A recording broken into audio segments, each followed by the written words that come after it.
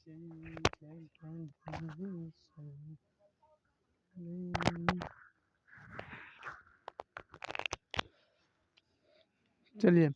तो जय हिंद। आप सभी को जय श्री राधे राधे। तो आपको मालूम है कि हम लोग इंडियन हिस्ट्री करें, कौन सा क्लास करें? इंडियन हिस्ट्री क्लास करें आज, जिसमें से आज हम लोग का 25 क्लास यानी 25वां क्लास है।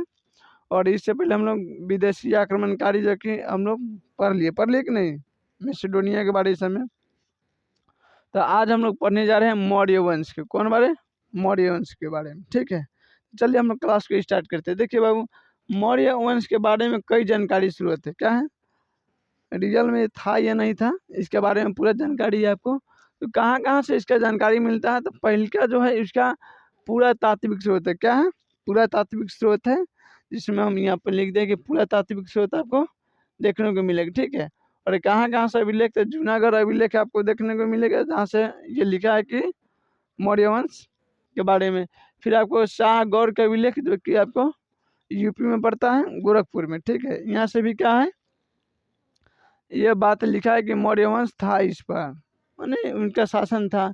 फिर आपको दूसरा आपको साक्ष्य मिलेगा विदेशी यात्री विवरण, यानी जैसे मेगास्थिनी द्वारा लिखा इंडिका पुस्तक में क्या है, चंद्रगुप्त मौर्य के शासन के बारे में क्या है लिखा गया है, यानी मौर्य वंश के बारे में लिखा है। ठीक है, दो और किताब मिलेगा, आस्टिंग और जास्टिंग, वो किताब में आपको देखने को मिलेगा मौर्य वंश के जानकारी।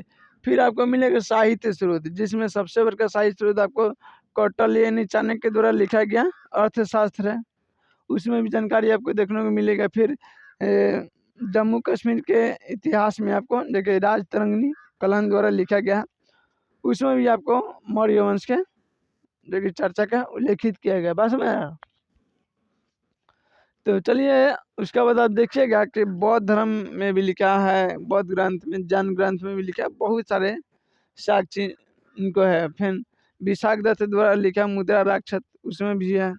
बात सुन रहे? तो उसका हम लोग साक्ष्य के बारे में पढ़ लिए कि रियल में मौर्य वंश था या नहीं। ठीक है, अब हम लोग चलिए मौर्य वंश का प्रॉपर स्टार्ट करते हैं। देखिए, मौर्य वंश का स्थापना जो किया वो चंद्रगुप्त मौर्य ने किया था। कौन किया था? चंद्रगुप्त मौर्य ने किया था। किसको हरा कर? तो धनानंद को हरा कर। ठीक है, चंद्रगुप्त मौर्य के माता का नाम थे महारानी मूरा। ठीक है, और उनके पिता का नाम था चंद्रधर मौर्य। ठीक है, जो कि कहाँ के राजा थे? पिपली वन के। और राजकुमार जो कि चंद्रगुप्त मौर्य कहाँ के राजकुमार थे? पिपली वन के राजकुमार थे। ठीक है, इतना तक कंफर्ट आप लोग को हो गया जी।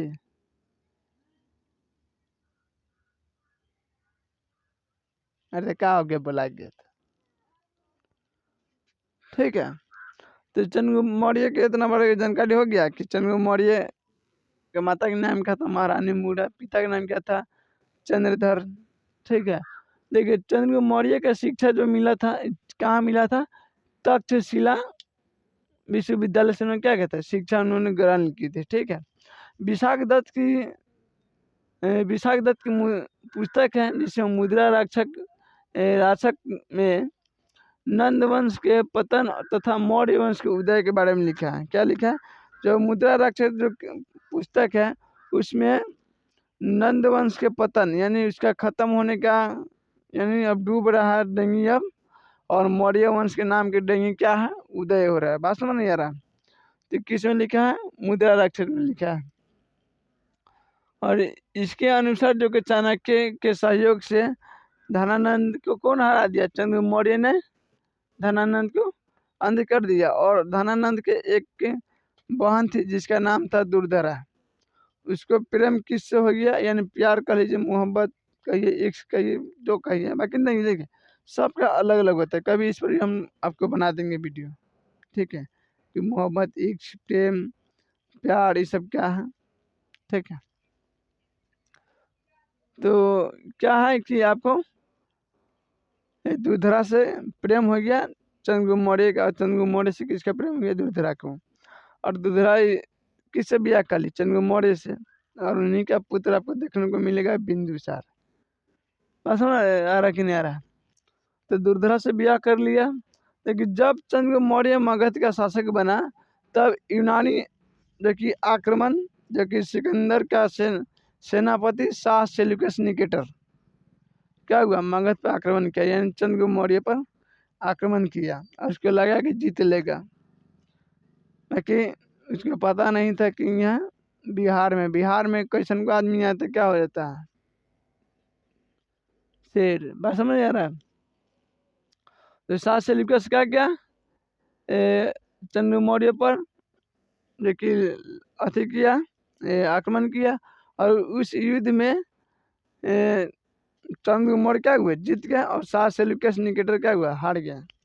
और शाह सेल्यूकस निकेटर हारने के बाद अपनी पुत्री थी जिसके कार्नेलिया कहते थे, यहाँ पे हेलेना कह लीजिए, ठीक है, क्या हेलेना कह लीजिए, ये कार्नेलिया।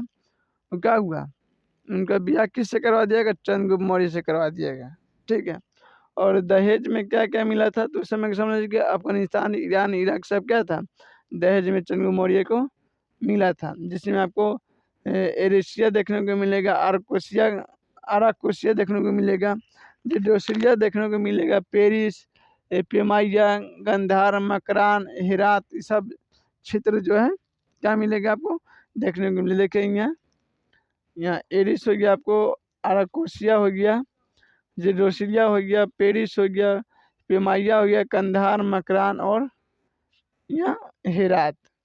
इतना बड़ा क्षेत्रफल क्या था, चंद्रगुप्त मौर्य को दहेज में मिला था। क्या मिला था, दहेज में मिला था। और चंद्रगुप्त मौर्य ने भी अपने खुश होकर अपने ससुर को मैंने शाह सेल्यूकस को उपहार में 500 हाथी उपहार दे दिया, ठीक है। और शाह सेल्यूकस अपना एक राजदूत जो कि चंद्रगुप्त मौर्य के दरबार में छोड़ के गए थे, जिनका नाम था मेघास्तीन, आप सब लोग जानते हैं। और उन्होंने क्या लिखा था, इंडिका लिखा था, जो कि इंडिका नाम का क्या था, पुस्तक लिखी थी। बस समझ आ रहा कि नहीं आ रहा। तो शाह सेल्यूकस का किसके छोड़ के गया था, अपना एक राज कवि के कह लीजिए, ये उसको छोड़ के कहाँ गया था, शाह चंद्रगुप्त मौर्य के दरबार में छोड़ के गया था, जिसमें से आपको देखिएगा कि उन्होंने लिखा था कि चंद्रगुप्त मौर्य जो मौर्य उस समय के थे शासक, बहुत बढ़िया था, और भारतीय समाज 7 भागों में क्या था, बटा हुआ था। बस में आ रहा है कि नहीं यार। चंद्र मौर्य के जो कि जब बंगाल अभियान किया था, वो भी उसका भी आपको क्या मिलेगा, मिलता है उल्लेख कहाँ से, जो कि महास्थान अभिलेख से, और यह आपको शाहगौर का अभिलेख के बताए थे कहाँ से, गोरखपुर से आपको ये देखने को मिलेगा। फिर चंद्रगुप्त मौर्य ने अपना सब कुछ त्यागा और किसको, जैन धर्म को अपना लिया। किसको अपना लिया, जैन धर्म को अपना लिया, जो कि उनका जैन धर्म की शिक्षा किससे लिए थे, तो भद्रबाहु से लिए जैन धर्म की शिक्षा।